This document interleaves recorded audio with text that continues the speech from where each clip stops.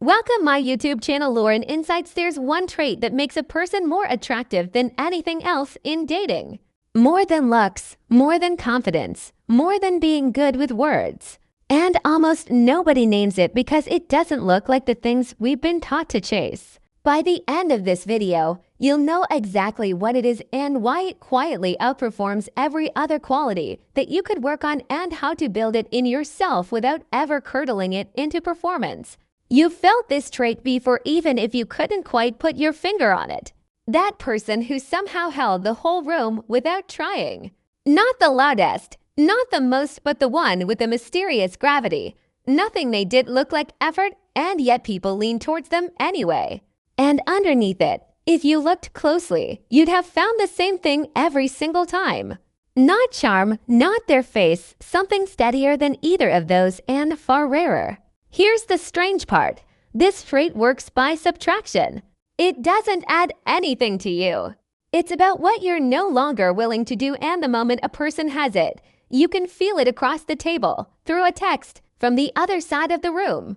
The moment they lose it though, you feel that to end something quietly cools before either of you understands why. So, what is it?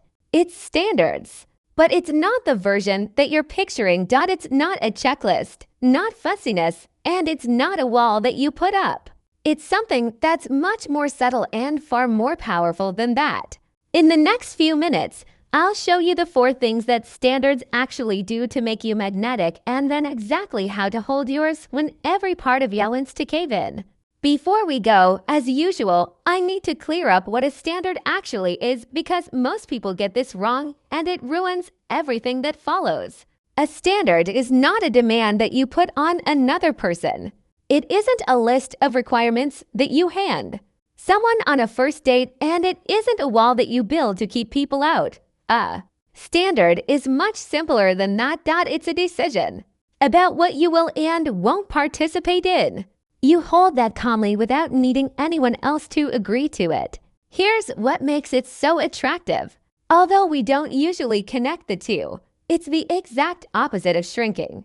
Think about the last time that you really liked someone and you let yourself get a little bit smaller, maybe laughing a little easier at their jokes than they deserved.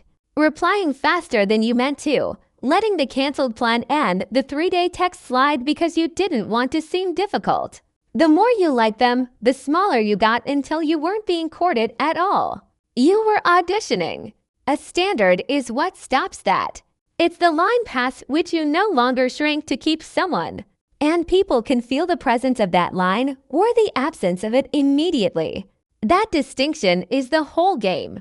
A demand says, you must behave this way, while a standard says, this is how I'm willing to be treated, and if that's not on offer, I'll be somewhere else. One is trying to control another person, the other is simply governing yourself. Control reads as neediness dressed up as strength. Self-governance reads as the real thing. So, everything I'm about to say rests on this. Standards aren't about making anyone do anything. They're about what you've decided is beneath what you want to chase. Hold that, and the 4 things that follow will make complete sense to you. 1. They signal self-respect, and self-respect is contagious. Let's start with the deepest one because it drives all the others. When you hold a standard, you're making a statement, not out loud, but just through your behavior, about your own worth. You're saying with your actions that your time and your peace are valuable enough that you won't trade them for someone's fleeting approval. And people read that assessment and quietly adopt it because we take our cues about a person's value partly from how that person treats themselves. Someone who won't chase validation, who doesn't crumble the moment that they're not immediately chosen, is telling everyone in the room that they've already decided they're worth something, and the room tends to believe them. The opposite is just as contagious, unfortunately. When you chase, when you overgive, when you accept less than you know you want because you're frightened of losing someone, you're broadcasting your own low estimate of yourself, and people believe that too. They don't consciously think about it, though. They just feel a subtle drop in how they value you because of how you showed them too. So the first reason standards are attractive is almost mathematical. You cannot ask someone to value you more than you value yourself. Your standards are the most visible version of your self-worth, and other people price you accordingly. Quick one while it's fresh. Be honest in the comments. Have you ever felt your own value drop the second that you started chase someone? I think that one's nearly universal. Number 2, they remove neediness, the real attraction killer. Neediness is the thing everyone's terrified of projecting. And almost everyone projects it anyway because they misunderstand where it comes from. Neediness isn't wanting someone. Wanting someone is lovely and honest, and there's nothing unattractive about it. Neediness is wanting someone's approval so badly that you'll abandon yourself to get it. It's the pursuit of instant acceptance, needing them to like you right now. Needing the reassurance topped up constantly. Needing to know where you stand before you can breathe. And that hunger has a real texture to it that other people can feel even through a screen. Standards dissolve neediness, and they do it structurally, not through willpower. When you genuinely hold a standard, when there's a version of this that you're simply not willing to accept, you stop needing any single person's approval to feel steady because your steadiness isn't coming from them, it's coming from you. You're no longer performing for a verdict, and that's the part that reads as so attractive.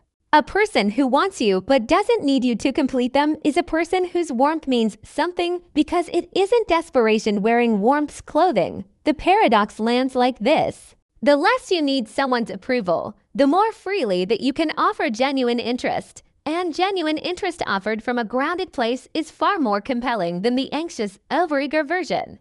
Neediness pushes people away, not because wanting is ugly, but because self-abandonment is. Standards keep you anchored to yourself, and an anchored person is magnetic. 3, they set boundaries without the drama. Here's where standards become visible in real life, and where most people overcomplicate them enormously. People think holding a boundary requires a confrontation, a speech, a big dramatic scene where you lay down the law and you defend your dignity. So they either avoid boundaries entirely to dodge the conflict, or they finally snap and deliver the whole thing with a fortnight's worth of resentment attached.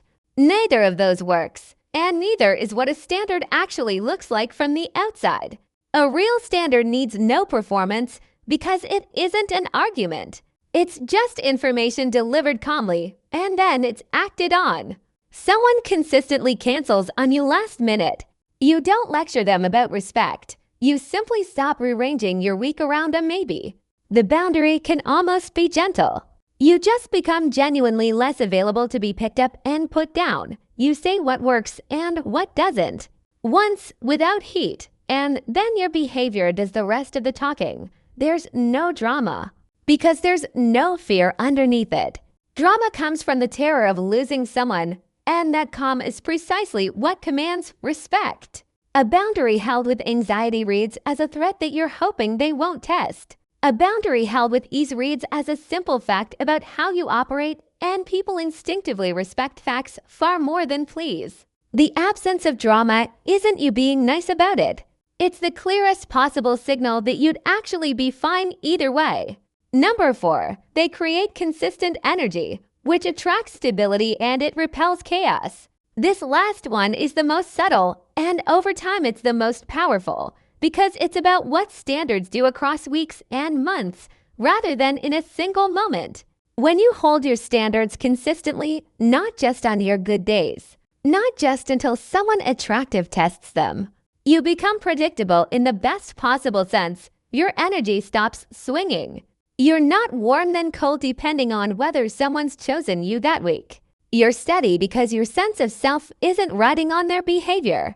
And that consistency acts like a filter on everyone who comes near you. Stable people are drawn to it because steadiness is what they're looking for, too. They recognize a matching frequency and they move towards it. Chaotic people, on the other hand, they tend to drift away. And this is the part that surprises people because a firm, consistent standard gives them nothing to hook into. When you don't play, there's no game and they lose interest and they go looking for someone who will. That isn't rejection. That's your standards doing their job, subtly sorting the stable from the chaotic before you've wasted a year finding out the hard way. See, the 4th reason is really about who your consistency selects. Wobbling attracts people who need you to keep wobbling. Steadiness attracts people who can meet that. Over time, holding the line doesn't just make you more attractive. It changes the kind of person who ends up in front of you. So, how do you actually hold these standards?